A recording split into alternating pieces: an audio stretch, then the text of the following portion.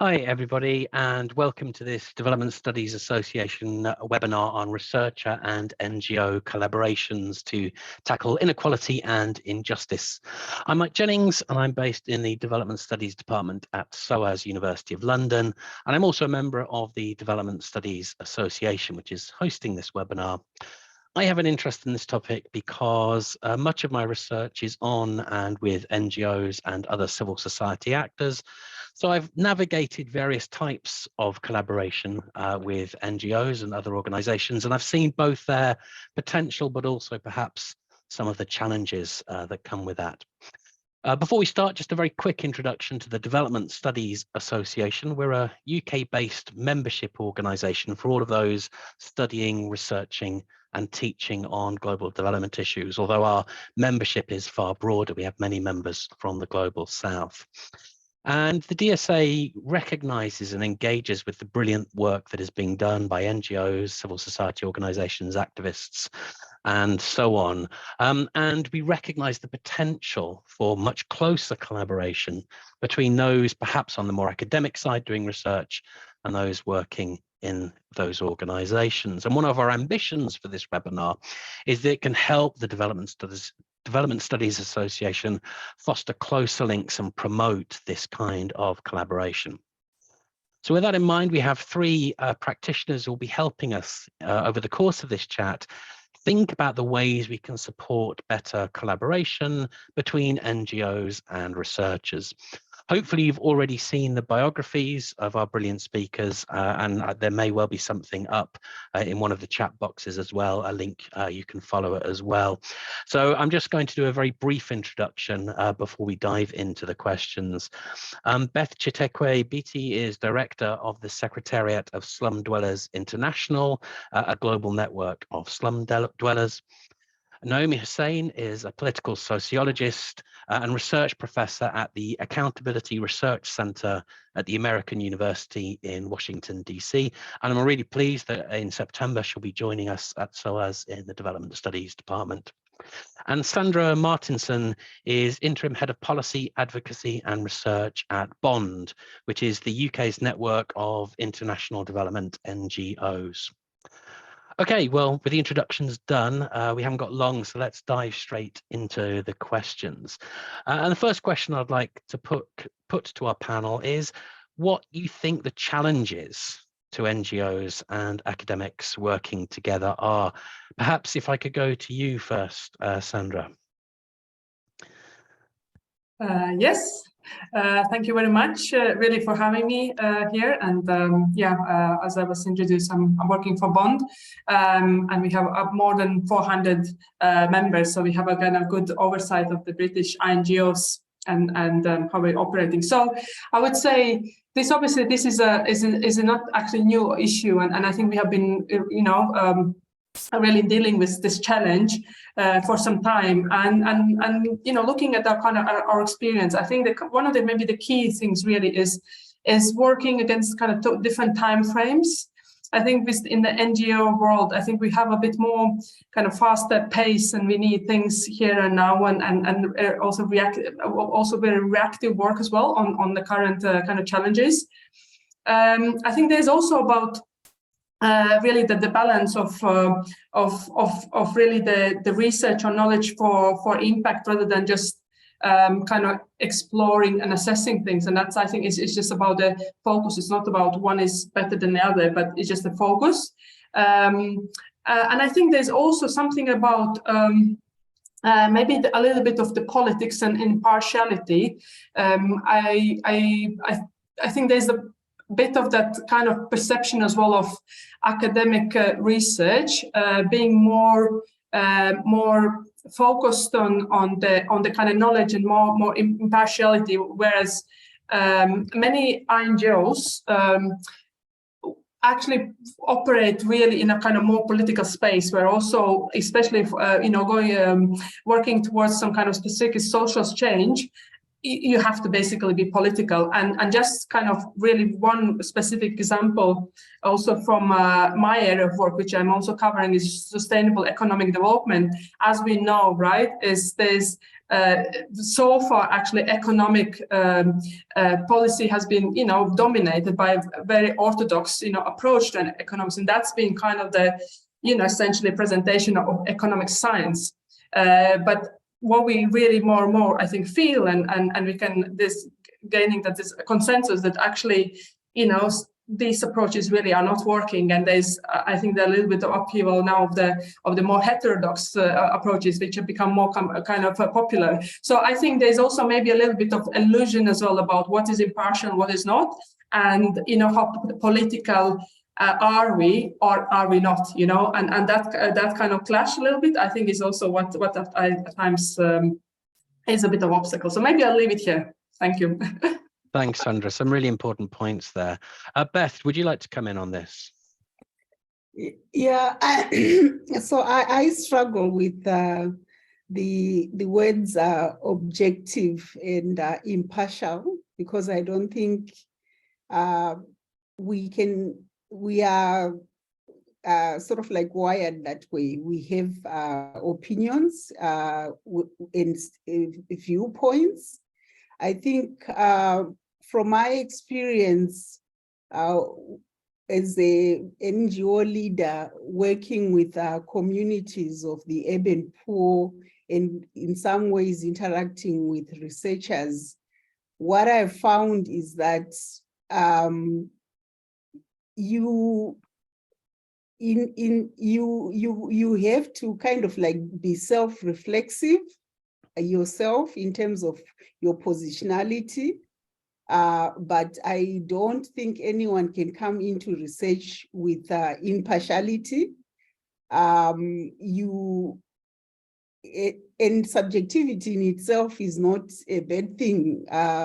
If you are subjective to wanting to address issues of injustice, I don't think that is a bad thing in itself. Where perhaps objectivity comes in is around what works and whose point of view.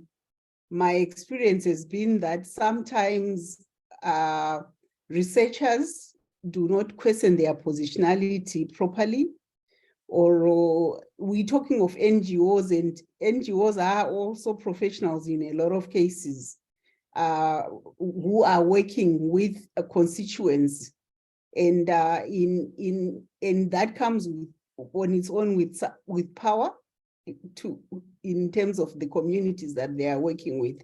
So that angle around reflecting on oneself's positionality and either using that positionality to the best effect and positive effects of the communities that you are working with, or alternatively ensuring that that positionality does not color your viewpoints. I've used researchers, for instance, in instances where I wanted to put a point across to a local authority who would not receive the same kind of information from an ordinary community member.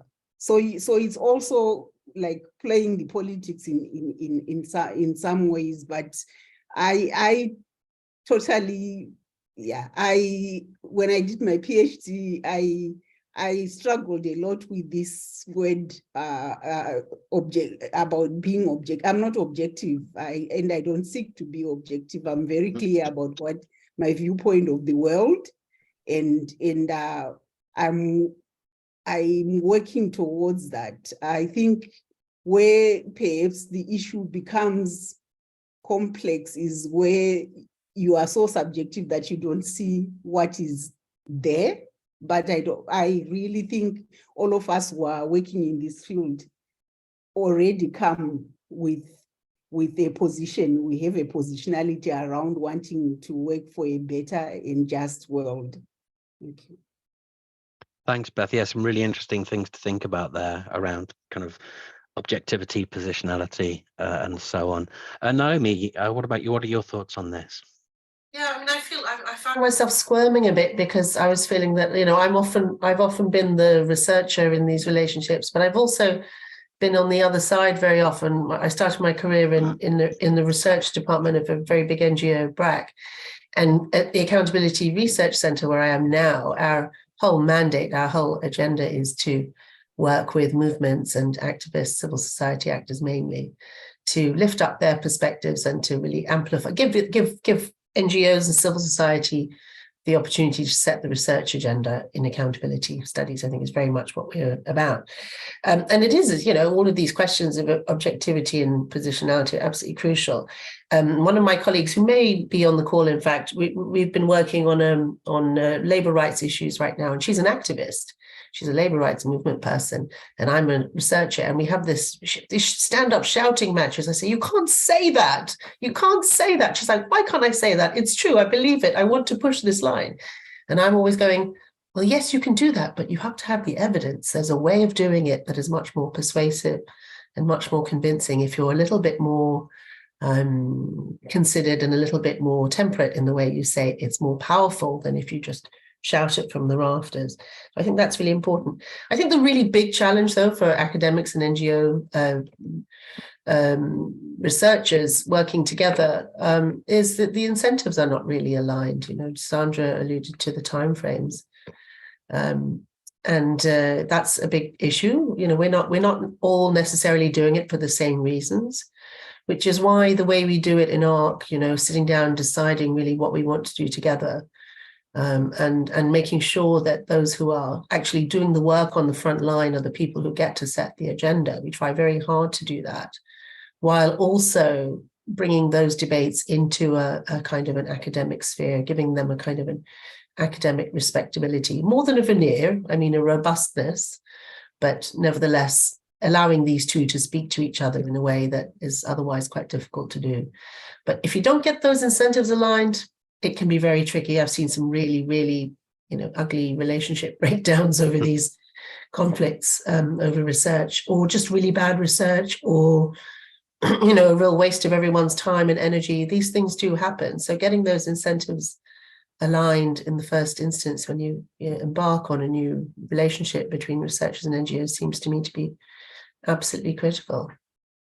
Yeah, no, I think that's really important about incentives, and I want to come back to that in a minute. But just perhaps before we go there, I just wondered, I think that discussion about kind of the gap between, or the difference perhaps between objectivity. I really liked that your statement, Beth. I'm not objective and I'm not seeking to be, and linking that to kind of the issues around social justice.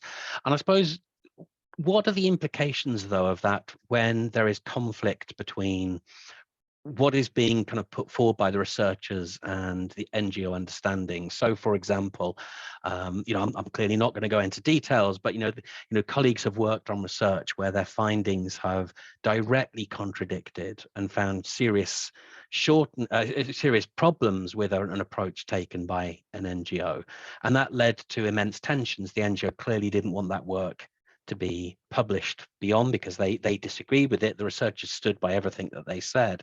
So I suppose, given that there are those kind of differences perhaps between kind of this kind of objectivity, positionality, subjectiveness, and so on, what happens in those situations? Is that one of the dangers perhaps of collaboration, that because there are kind of two very different purposes at times, that this can create real problems in that relationship? I don't know if anyone has anything they want to say on that or an experience. Beth, go ahead.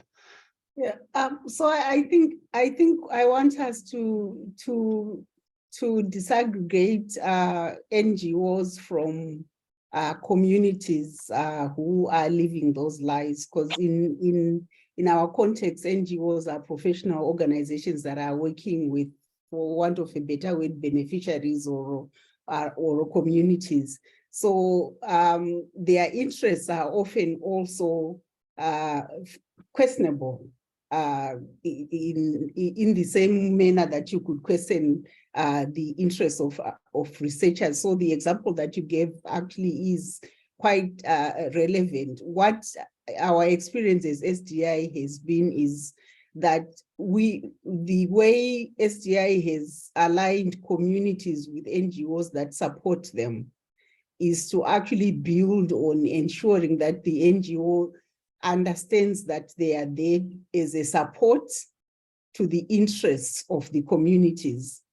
And my experience is where we have worked with researchers, the communities that we work with are often a lot more critical of themselves than any outsider can be.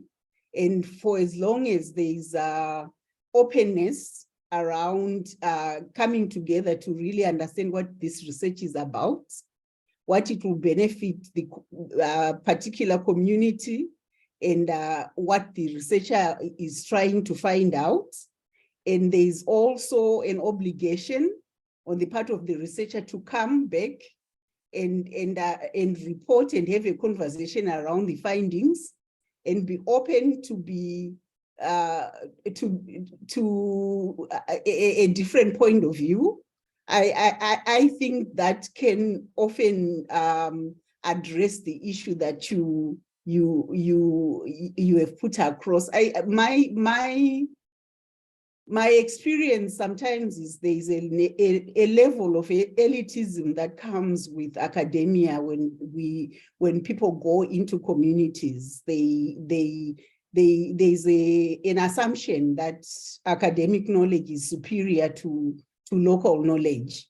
And this is not to say that there are all different types of NGOs, and I think it's important for us to make a distinction between an NGO and communities. In our cases, SDI, we work with movements of or federations of local organizations that are resident in slums and informal settlements, and the NGOs just support their work and their priorities, so that the relationship is still unbalanced because these are professionals, but there's a constant self-reflection around where you are positioning yourself and what you are bringing. So I think the challenge in a lot of cases is when researchers from outside come in, they are talking to the NGO, who are more accessible in some respects than the communities, and in that respect, you are getting interpreted information of a community that is experiencing a particular challenge. And I think this is where the way we as SDI do it is slightly different. As part of a CRC, for instance, the informal settlements domain, a CRC is an African Cities Research consortium that's being run by the University of Manchester, led by the University of Manchester with other consortium partners.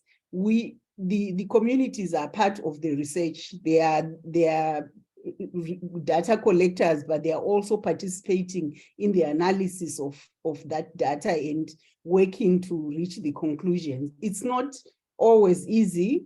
We don't currently have a methodology. All our methodology is very Eurocentric. We have to think seriously about what is a global scholarly methodology, but just being in the room, collecting the information, participating in understanding what this is about, and giving voice to the analysis and the conclusions is actually a step further than just being sort of like subjects of someone else's research. Thanks, Beth. It's really interesting. And this issue around knowledge, what constitutes knowledge, who gets to decide what knowledge is important, those hierarchies of knowledge is really important. And that includes not just kind of academics and NGOs and communities, but research councils and so on. I'm going to come back to this issue of incentives. Before I do that, just a reminder to all of our attendees, hopefully you've seen in the chat, people are introducing themselves and where they're from in the chat. So please do that. It's great for us to see who's there. If you're doing that, please make sure you're chatting to everyone rather than just the panelists. Naomi, maybe I could come back to you on this issue of incentives, because it seems to me so important and so difficult from the academic side. You know, we all have busy workloads, we all have multiple pressures on us. And I just wondered what you think the incentives are for academics and whether the balance is right in working with NGOs, and perhaps especially for Global South researchers, you know, and are they facing different pressures? Are they facing different sets of incentives or lack of incentives? Yeah, I think, I mean, in development studies, of course, there's a long tradition of researchers collaborating with NGOs and social movements and so on. And, you know, if you're in the kind of area of work that I'm in, and which I think you're in as well, Michael, looking at civil society, looking at political sociology and so on, then it's, you know, NGOs and social movements are also an object of, you know, a subject of our research, if you like, a theme.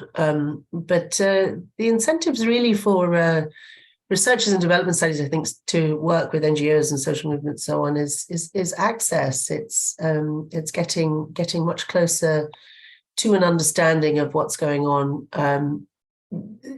hopefully framed and articulated by the people themselves. You know, I think it's really interesting to hear about the African Cities Consortium research, because these are really, you know, major advances, I think, methodologically and epistemologically, when the people about whom the research is supposed to be, on whom the research is supposed to be, are actually participating much more fully in its design, in its analysis, in the data collection. Of course, there's a long history also, though, of researchers in the Global North having partnerships with researchers in the Global South, which are purely extractive, partnerships with researchers and communities in the Global South, which are purely extractive.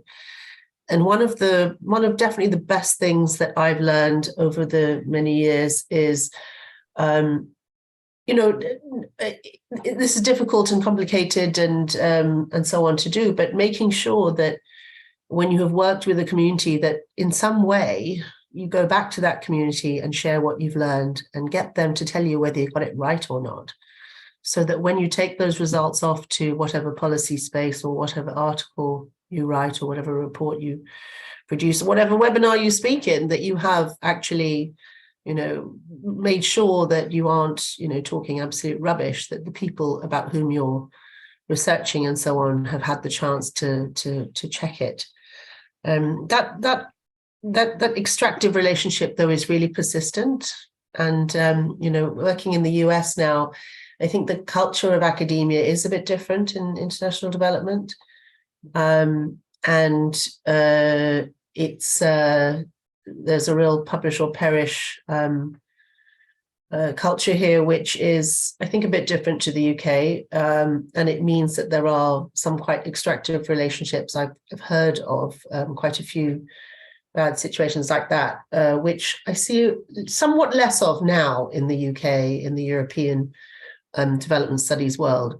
And I think it's quite a lot of learning from bad experiences, from, you know, researchers having really done quite a bad job in managing those relationships early on. I don't think I would blame so much the NGOs or the movements in that, you know, researchers have more, I think, incentives, in fact, to work with NGOs than the other way around. It seems to me often that researchers are going to the communities, to the NGOs, and asking to be part of it, asking to research programs and issues, not the other way around quite so much.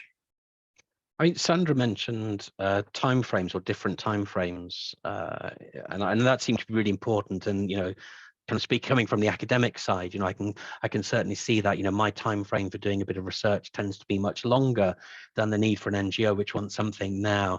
And I just wondered, Naomi, in your experience, is that something that's built in you? Is academic research built for rapid turnaround? Now, maybe there's a difference between where you are at the moment and maybe your organization is built for that. But do you think, more generally speaking, in kind of global development studies, we have sufficiently taken that on board and built it into, you know, academic years, workloads, research council funding, and so on?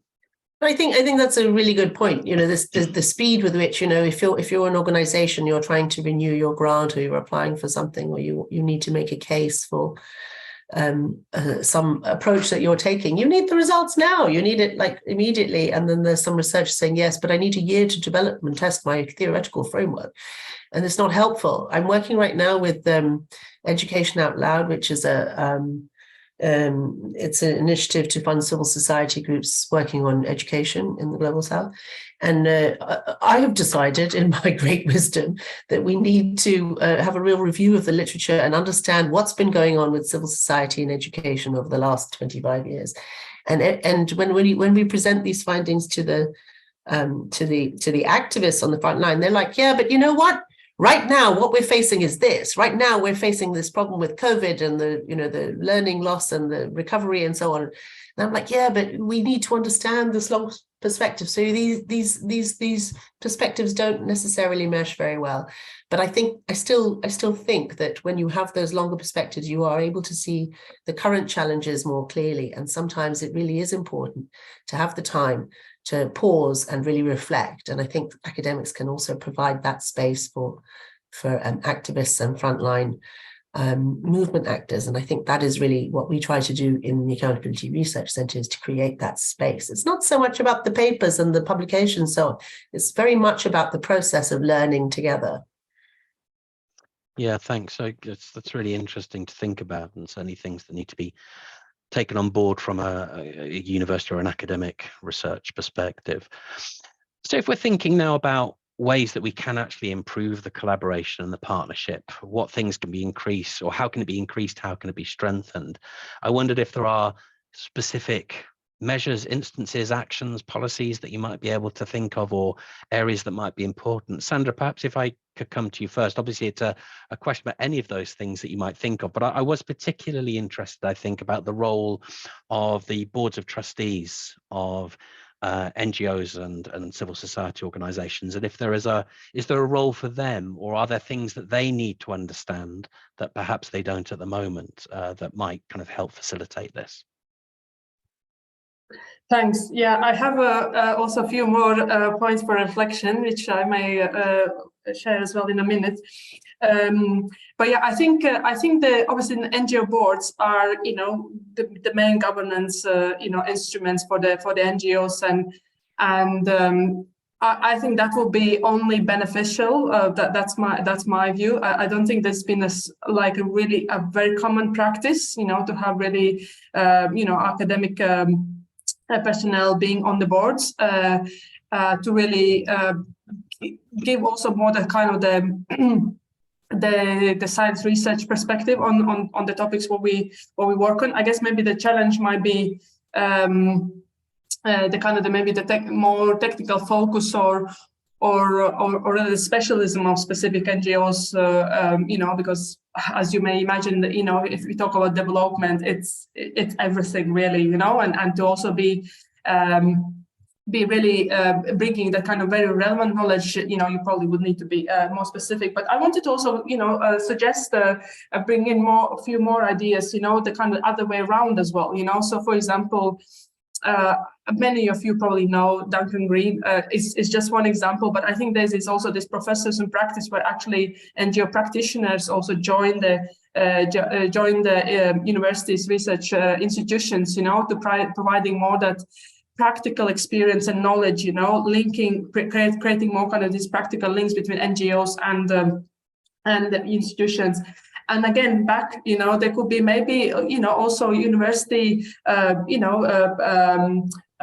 staff, on a secondment or kind of temporary basis joining NGOs as fellows, for example, I don't know, Oxfam fellow on something, or because that's also, I think, is these kind of working relationships also, more embedded in the actual organization might also actually, create different dynamic and different also the role of that research perspective, helping maybe, for example, NGOs to become a better, evidence-based. And Naomi, some of your examples, I totally hear you now about you can't necessarily just work through slogans and achieve change. You need more meat, under that, and I think there's definitely a role on an kind of advisory role, almost, I would say, you know. And this is kind of where I was thinking as well, that maybe when we think about this collaboration, not to just think maybe about really this, you know, proper, you know, 3-year-old projects, you know, with big long page documents produced, you know, really heavy research, which is good. But maybe that's not the only outputs we need to look at. You know, it could be, and you know, and that's what we are talking about, the pace and speed. That there are some other kind of collaborations with really shorter but more specific, time-specific and more imminent contributions to the debates. I mean, as an example, for example, you know, we are doing now this. I mean, NGO world is almost you know, dragged into this conversations about the global financial architecture, which is massive. May have a massive impact actually on how development is delivered, you know, in coming years. And I can see already in some spaces, you know, there are also academics joining these conversations, and these kind of really simply conversations really on the co-creating also policy options and solutions. I think is also a way how we can work together. There's no kind of per se funding a project behind that, you know. It's just kind of the activism, you know, mindset a little bit. And maybe just one last point before so I think going forward as well, I think at Bond and really especially with international NGOs where we stand, I think there's also this really sense of, you know, obviously we constantly are in this mode of changing the world, but at the same time also we recognize that we also need to change. You know, there's really this momentum building up about, you know, we need to shift the power, we need to kind of rethink even the role of NGOs in the development space. And I think I feel like this is really, really space where we really need more these kind of conversations, qualitative conversations, and where academia can really help us on this journey. So which also is about, you know, what we tackled a little bit as well, colleagues, especially Beth as well, about the role of the global South and how we are you know, better kind of partnering with institutions and communities from the global South. So they are not also only kind of the objects of research, but they are actually active partners, you know, in solving development problems, which can be, you know, in their context, but they can be also actually with the global macro scale. Thanks.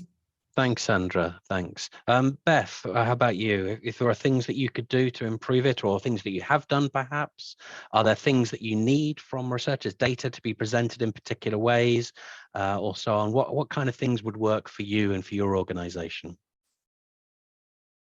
Oh. The mute button strikes again. So for me, I think the challenge is always that oftentimes by the time a research comes to a community, the problem has been defined already. So the community then has to respond to a problem that has been defined outside of themselves. So for me, collaboration in research is not just about the data collection, it's also about a long-term relationship where the communities also define what it is they want to understand about their communities. Our colleagues in Kenya worked with, I forget the university, but one of the researchers was Mary Mutinda, who is now with the UN, around understanding the impacts of water costs for people that live in formal settlements and informal settlements, and they developed this concept of the poverty penalty. But they designed that research together. They carried out that research together, and the communities who are our affiliate Muungano could then go to the city and say, actually, oftentimes people assume that the urban poor are not paying anything, but we actually pay a premium for services in these communities. So improving our water and sanitation would actually reduce the costs, but also put resources into the coffers of the city. But so for me,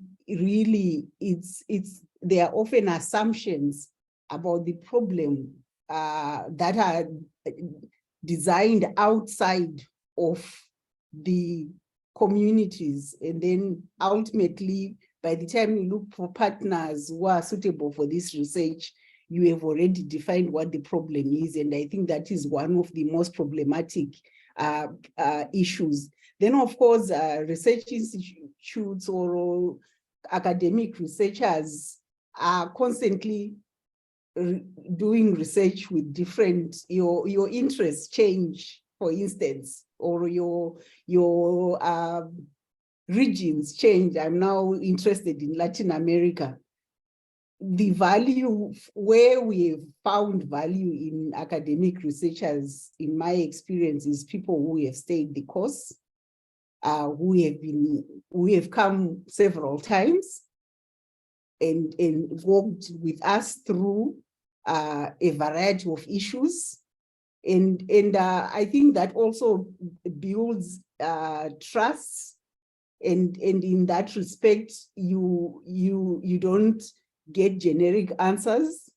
I've often laughed that some of the best insights I got from the communities that I was working with in Zimbabwe was when perhaps I would sleep in a community and sort of like you are over the fire, you are talking, than when we were in the group setting.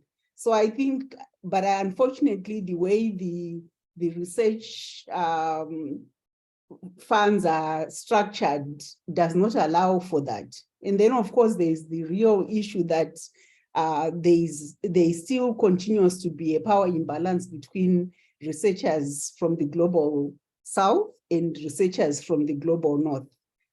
They are often end up in sort of like assistant relationships, because the research funds are coming from the global north, and that's a huge problem. There are institutes that are starting to challenge this, but I also want to place a caution. The fact that a researcher is coming from the global south does not necessarily mean they have a better perspective of the issues that are, because right now our academia is still very much grounded on a very Eurocentric way of understanding knowledge. And I think there has to be more conversation around what constitutes knowledge, and how do people learn, and how do people pass knowledge in different contexts. I think those are like mammoth tasks, because we've become very used to the tools and instruments that we use currently. And I think there are some people who are starting to challenge this. I read a paper recently of an indigenous, or they call them First Nations people in Australia, trying to rethink how do people generate knowledge in communities of First Nations, and how can that become scholarly knowledge. And I think we have to do a more certainly more of that. But also the word reflexive, I love that word, because I think if you don't come to a situation with a full knowledge of the power that you hold, and you don't check yourself continuously to ensure that this power that you bring into this partnership does not impede the process, you can't get authentic knowledge, because power colors everything. Yeah. Thanks. I mean, and that's really challenging, I think, for those of us in academia. I mean, and perhaps here, so for those of us who are in kind of global development as a discipline, and those disciplines that work around it, and I think a lot of these issues are understood, and the challenges are understood, not perfectly, not always engaged with very well, but they are understood. The problem for us is that we're applying to research councils who are funding across all of the disciplines. So I sit on research panels which allocate funding, and I can see the reviewer reports coming in saying that, you know, you haven't said what you're going to do. You can't just say I'm going to go into the field and develop my research strategy from there. And of course that means the proposal doesn't get funding.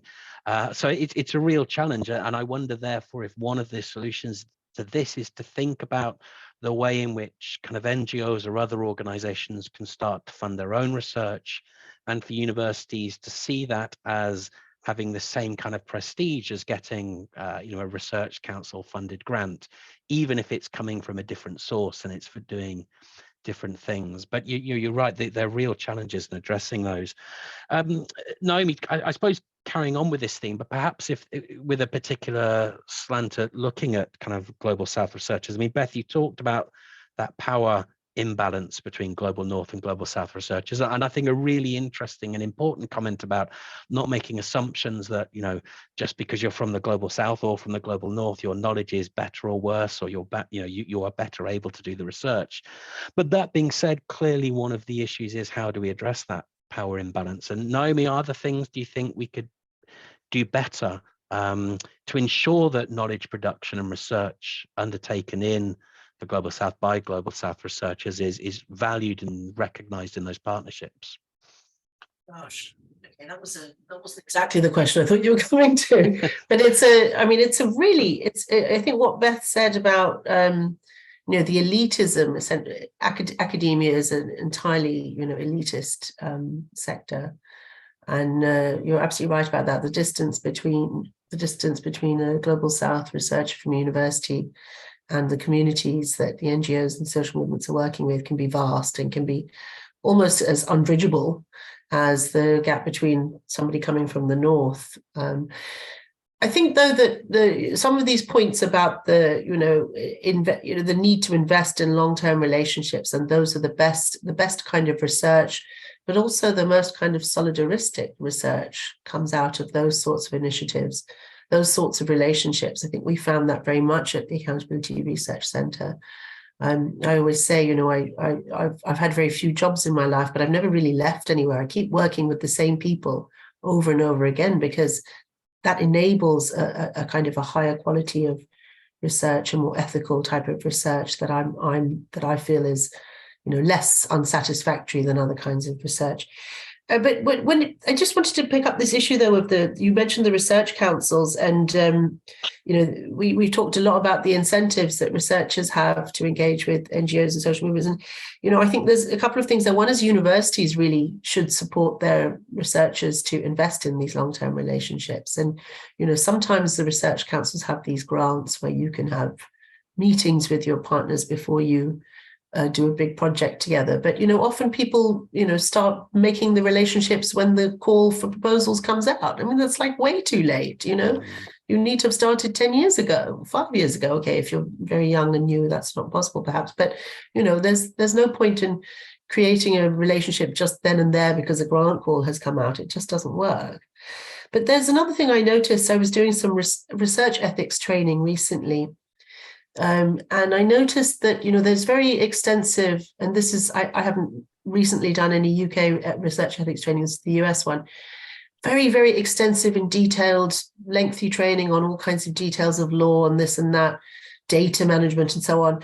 And then a very, very short segment on researching with communities, participatory or action-oriented research, very, very short.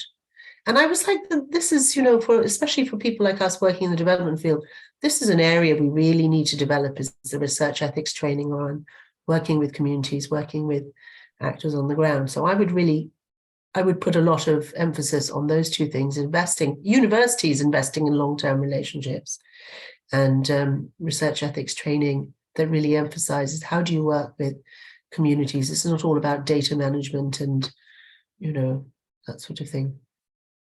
Yeah, it's, and I think on the research councils, so certainly in the UK, and this is perhaps important for NGOs to know, that So all universities, as you probably know, have the strength of their research culture and their research outputs evaluated kind of every, I mean, the timing changes, but let's say it's about every 6 years. And increasingly, one of the most important elements of that is what has been called impact. In other words, did a piece of research or a research center, did it lead to actual change in policy or in practice, and can that be evidenced? And that's become an increasingly important part of what's called the research excellence framework that reviews university researches. Now, that means universities have a vested interest. In fact, they are desperate to try and find research that has such an impact. And obviously on the hard sciences or materials, if you can show the development of a new product, that's relatively easy. But many universities are thinking about how they can show this in social sciences and humanities. And one of the ways you can do that is through partnerships with NGOs and similar organizations, where you can show that a collaboration led to a change in policy or led to a better policy, a particular outcome. And that means now universities are much more keen to support research that isn't just going to be focused on the production of academic articles, but also on a terrible phrase, I know, but real world impact. So that's something that I think gives NGOs increased opportunity in trying to find those kind of collaborations. Beth or Sandra, I don't know if you have any comments or any thoughts about, in particular on that, kind of trying to, or how we can better engage and value and embed Global South scholarship in terms of these kind of NGO collaborations and how we can rectify those imbalances. Yeah, maybe I can just give you one example, which ironically started with a group in Manchester, where I know Nikki is here, who now runs that particular course, where SDI affiliates began to take on a course on citizen-led development at the University of Manchester. And that is escalated into other universities to an extent that the University of Namibia now has a whole course around citizen-led development, because the planning education, for instance, that I got in the back then assumed you are planning cities that don't have people, whereas the city that's there now is already, you are planning for a city that already has people living in. So you need a new crop of scholars that understand this reality of the new city, the new African city. So having contributions from communities that are trying to do something about this, to move upgrading, to move tenure security, involved in collaborating with students in academia, has been one very amazing, in my opinion, process in building a new crop of planners within our cities. I think there is also the agency of the communities themselves. So, for instance, across the SDI network, communities collect their own data. They collect their own data, but there is a role for professionals and academics to come and help them sort of like make sense of that data and sort of like bring out what it is saying in a way that they can actually use it to influence policy and to influence city authorities. So that level of collaboration, I think, is really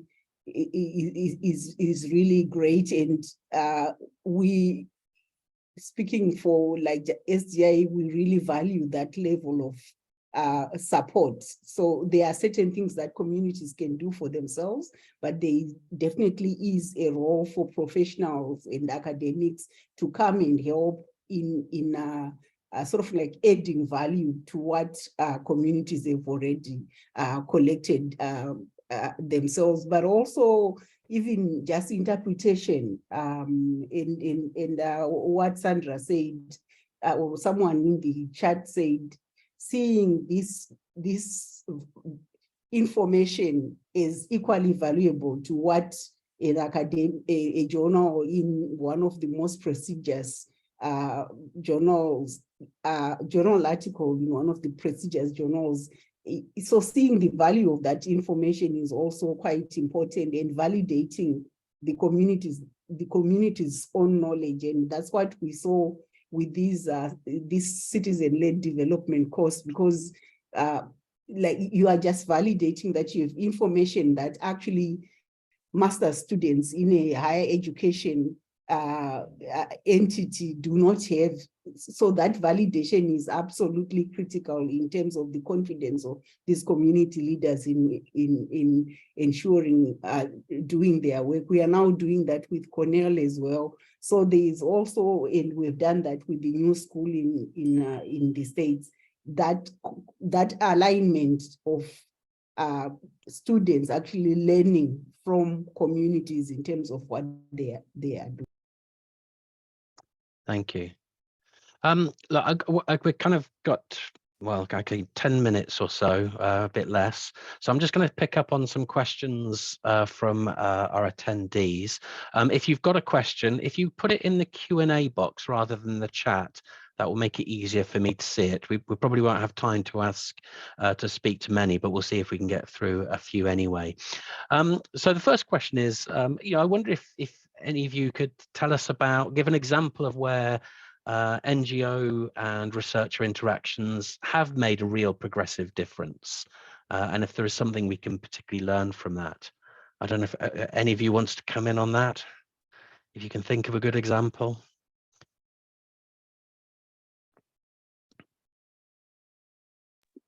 Oh, thanks, Beth. But I would like to give others a chance to speak. Does anyone else want to go in? Go ahead, Naomi. I'm mulling. Let's ask another one in the meantime. I mean, it's hard to pick up just one, out of so many.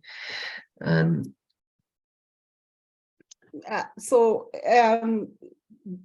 I think in the 2012, around there, we had a consortium led by the London Tropical School of Hygiene and Medicine. I understand they now want to change their name because the word tropical medicine, that's actually a very interesting faux pas.